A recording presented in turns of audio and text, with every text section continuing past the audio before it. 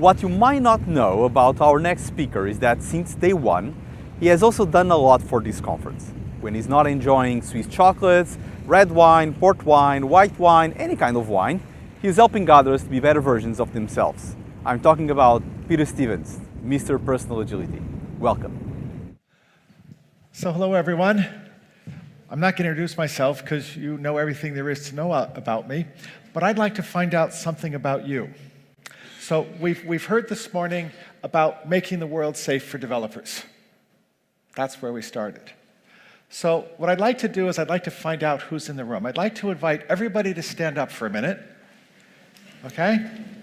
So this is why we do a daily stand-up. My talk is going to last 15 minutes, and after 15 minutes, you're going to be ready for coffee. Okay? Don't worry, you're going to sit down in a minute. Okay, so we got everybody standing. Okay, so I'm going to invite you to sit down kind of one group at a time. Okay? So let's start with the first group. Okay? Now, I just realized I used the management term here. They call them contributors and senior contributors. These are the people who actually do the work of the company. You might be a software developer. You might be a tester. You might be an engineer. You might have a customer-facing role. You might be out in the field. You're what they call the value zone. So if you're a contributor or a senior contributor, could you kindly sit down? Okay. Now, there's good news and there's bad news here. The good news, Jim, you're going to have some participants today in your workshop. Okay? So, but on the other hand, wait a minute, wasn't this about the developers? But mostly we're something else. So let's see who else is in the room. Okay? If you are an Agile coach or a Scrum Master, okay? Now, if you've been turned into a delivery manager, I'm not quite sure if you still fit into that category. Okay. And, this is an Agile event, and, Agile coaches and Scrum Masters are expected to be, leading the change. So it's good. How about if you're a manager of something else, like but a thing, not people? Okay, we're going to come to people in a second. So you're a product manager, a system manager, maybe you're a product owner. Okay? If you're in one of these roles, let's have a seat. Okay, the air's getting a little bit thin now. This is good. Okay. How about if you're a project manager, more of a people manager, first or second level? That is, relatively down to earth. So you're a project manager, a team leader, or one level up, first two levels of management. Okay. Okay. Some people are getting a little bit nervous here. Okay. So now, there are a couple of people who don't quite fit in. I'm going to call them outsiders, but don't worry, we're all outsiders. We'll find out why in a moment. You're a solopreneur. You're a student. You're a professor. You're coming from the academic side. Okay? If you take a seat. Okay. So that means... Wait a minute. Weren't we here to reinvent management? This is almost as bad as not having any contributors in the room, as not having any senior managers in the room. Okay, I was hoping that maybe we might actually have a couple people left standing who are the senior executives. Okay, and this is actually kind of the problem that we've been talking about agile transformation, but somehow the other side isn't really listening or isn't really there. Okay, and I actually think this is one of our big challenges moving forward. So, is anyone here maybe a former executive? You played the game, you got really good at it, you went way up, and at some point, somebody said, I've had enough, and now you're independent? Okay? Well, I'm not going to make you stand up alone by yourself, so it's good. But you know who you are. And these guys, the people who are the executives, the people who are the former executives, they have a certain authenticity when we're talking about the leadership of organizations. So with my talk today, I'd like to leave you with three thoughts. Don't worry, I'm just beginning. I'm going to explain these thoughts. Point number one, agility is about problem solving. Okay? We kind of forgotten it. We think we're about coaching, but actually all those methods that people are making obnoxious comments about on LinkedIn, they were created by people who are solving problems. Okay? And this is actually what we have in common with our management, because managers got where they are because they're good problem solvers. Okay? And this is what's a little bit weird about being a manager in an agile transformation, because you're actually asked to stop doing what you're good at, which is solving problems, and let the team do the work. And this feels a bit like a contradiction. And finally, I do believe that we're going to find examples of executive agility if we look for it. And I think we've really only started looking for it. So I found a couple of examples. I don't claim that this list is exhaustive, but I think there's more to be discovered. Okay? So let's start about the problem-solving part. Now, first of all, as Hugo pointed out, I'm probably best known for this book.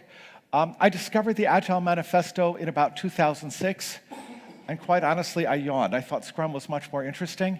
It took me about 5 years to figure out that, what the value and the power was of it. And as I got more and more, as I could see it more abstractly, it became simpler and clearer to the point now, agility means hope. Okay? And if you remember one thing about me, remember that sentence. Agility is hope, okay? And never give up hope. Now, how do we get from the Agile Manifesto, which seems to be about software development, to hope? Well, how many people know the first sentence of the Agile Manifesto? Okay? And by the first sentence, I don't mean that part about individuals and interactions, because everybody knows that. That first sentence that no one ever talks about when they explain the manifesto. Okay? We're uncovering better ways of doing what we do. Okay? Well, first of all, there's kind of a belief expressed there that there is a better way to find. Okay? We've got these 4 value pairs. Remember we talked about making the world safe for developers? Well, the stuff on the left, that's the stuff the developers like, and the stuff on the right, that's the kind their management likes. Okay? And this is the conflict which continues to this day, and probably will continue for some time to come. If we look more closely at the Agile Manifesto, let's go back to that first sentence, and anyone read the second page of the Agile Manifesto? Okay? Uncovering better ways, that's about learning. Doing it and helping others to do it. We can kind of gloss over the software part because it's true and it's important that if we're going to make the world safe for developers, it's got to be there. But we can refactor that, okay, and talk about other things. Doing it and helping others to do it. And finally, our highest priority, to satisfy the customer. Now, today, I would probably challenge whether satisfying the customer is the right goal. Sorry, the planet is burning up, and it's being filled with plastic, so maybe there are more important things to worry about. But let's be clear on purpose. The manifesto is talking to us about learning, collaboration, and purpose. And quite honestly, I think that adds up to hope. Now, these guys who created the Agile Manifesto, and they were all guys, and that's a fact, and that's just the way it is, but all of them were problem solvers. All of them were solving first their own problems and trying to share these solutions with other people. Somewhere along the line, we became solution salesmen, solution coaches, solution policemen, I'm not quite sure. The world has changed a bit, but I'd like to remind you to our roots, we're about discovering solutions. And I actually think this is what we have in common, or one of the things we have in common with our senior leadership. And places where we can all say yes. We're here to solve problems. We can say yes to that. That is the basis for consensus. That is the basis for moving forward. So we come at it from our side of the problem. How about this agility thing? Does it work for executives? And you can see that executives, people running companies, our problem is part of their problem, but let's just agree that they've got other problems as well.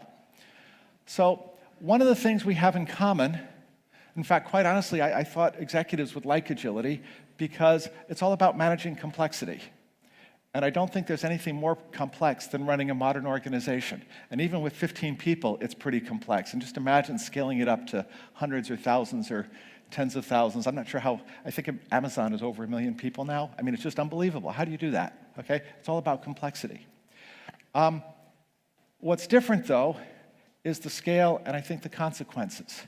So there is a human component. We just heard in the previous talk, if we screw it up, people might not come home.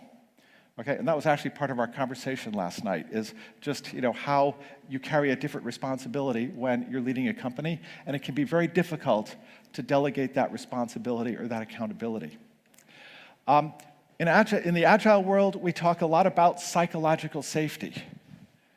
I'm not sure you can have psychological safety in the executive suite. I think you're trying to create it for the rest of your company. I'm more of a believer in the approach Patrick Lencioni took. We create trust, freedom from fear of attack. So the context is really different. There's no one above us creating safety. There's only ourselves as leaders creating safety. And finally, the money question, okay? I'm going to say to my predecessor, hey man, you're from Texas. You can say anything you want, okay? Okay, and someone's going to get that joke, okay?